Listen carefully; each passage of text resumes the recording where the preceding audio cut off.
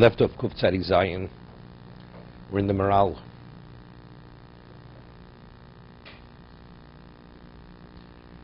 First column, third paragraph.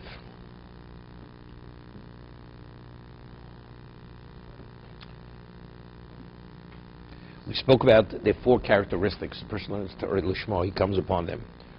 There's tzaddik, there's chosid, there's yosher, and there's neman. Those are the four things which evolve and happen. These four characteristics, they encompass all other qualities. There's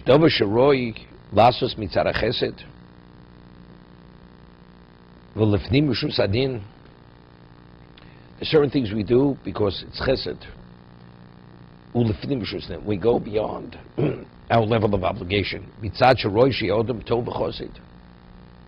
the proper thing to do.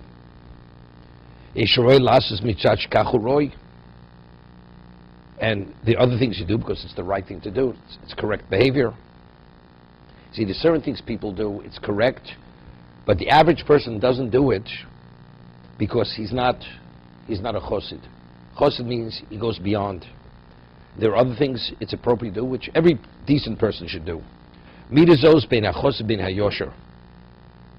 Ki ha-chosid lifnim rishus adin. The chosid goes beyond his level of obligation. Legamri. Vayosher nemachlev devar mishpat klal. What is a yosher? He's a proper straight person.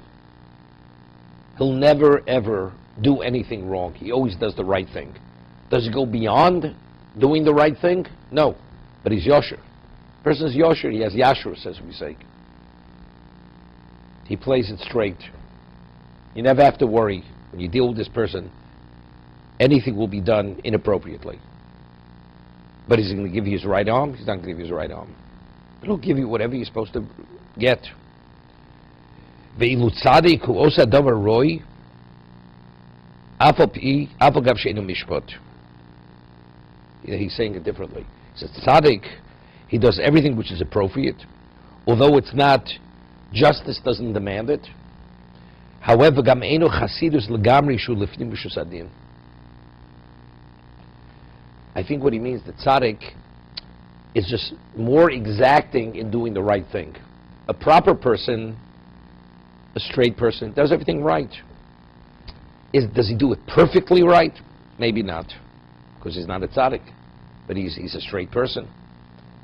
But he does it exactly right, the tzaddik. The chosid does more than exactly right. He goes beyond his level of obligation. I'll give you an example. A person, let's say, has weights and measures. This fact. There's a certain store in Muncie. The government checks the scales. They're checked by the government.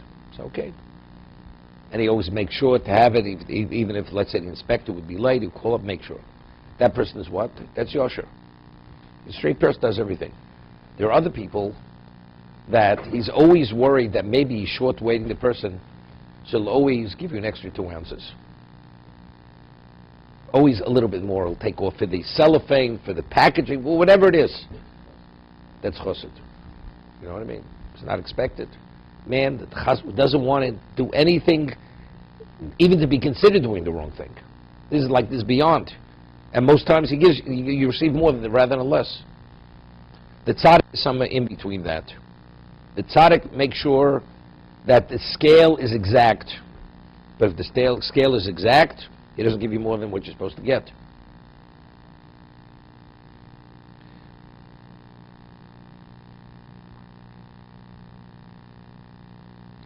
Persons at tzaddik, today we have different types of clocks. But at one time, a watch or a clock wasn't exactly accurate. Today the level of accuracy is different. You know, a person will spend $40,000 on a watch because if you're a deep sea diver and you go 2,000 feet below, the watch is still going to work. So that's the kind of watch he has to have. You understand? So that's the kind of timepieces we have today. One time, you never knew, maybe he was off 30 seconds. So what happens to Erev Shabbos? No? And you want to do it right, This person is worried, maybe the clock's off a little bit. So he'll add 5 minutes. You never know. It was man Kriya Shema. He'll make sure to say it an hour before, just in case you may get distracted, to guarantee. So do all kinds of things to make sure he's going to do it right. That's the chassid. The tzaddik, 5 minutes before the time. The other person looks at the clock. Now it's time to say Kriya Shema. That's the difference in different kinds of people. When there is a time to say, time to start or the ending time? Starting and ending. You have to start in its proper time and end in its proper time. I'll give you an example. Netzach Hama. People dabble. That means you have to start the Shmon Esrei at sunrise. As long as you start, then you continue. But Kriya Shema has to be said at a time when people are arising. Let's say you start, they're rising, by the time you finish, the time passes. So you didn't finish it in time.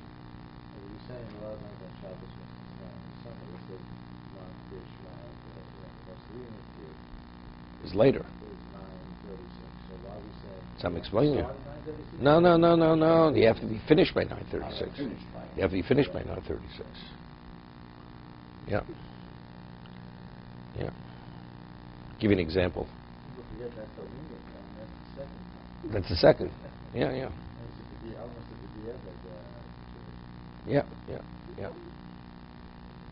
Like the Mogen Avram is earlier. There's Mogen Avram in the Grove. Okay. So to fulfill the Zman Kriya Shema according to Mogen Avram, we're dealing with a Doraisa. I mean, why not? Why not? But if I could be Yotz going to the Grove, why should I do the Mogen Avram? Right? So the person who's the regular person says, look, I want to be Yotzi. The Grove is good enough for me. But factually, if you can be Yotzi according to the Mogen Avram, why not? It's a different mindset. If you could do it better, why not do it better? Right? This differentiates between the Yosher, the Tzaddik, and the Chosid.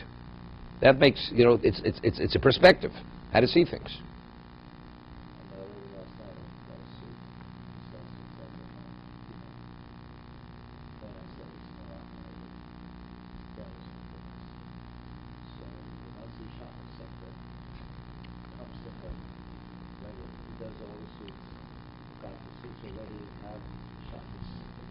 Label. Whether she sold them or not. So, but there's obviously a contract. She gets material in between. So she will not help us all the customers in front. She sells them now.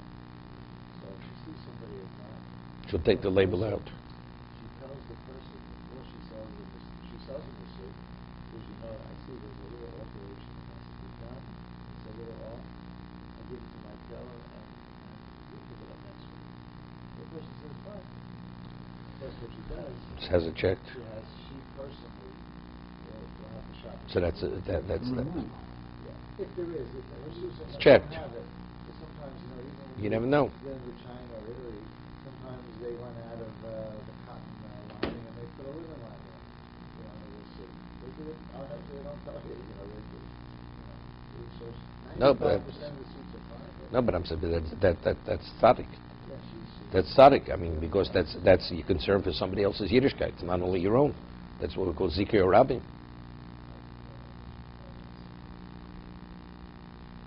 As they say, live and learn. These stories are, models of, it's for other people what you have to think about. Yeah, and it's not a big deal. And you look at the value. A person with shatnez, every second he's in violation of a negative commandment. Every second.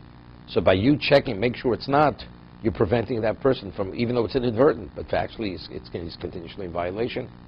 Not only that, based on the Zohar, if a person is wearing shatnez, your tefillah is rejected. It's rejected. Because you're in a position, they did a test many years ago that if you take a wire with electric current going through it, and you wrap woolen linen around that wire, the current will not go through that wire. It interferes with the current flowing through the wire. So they said then, so now you understand, boy, when you wear the shatnez and you have the tefillah, it doesn't go up, right? There's a blockage. Exactly.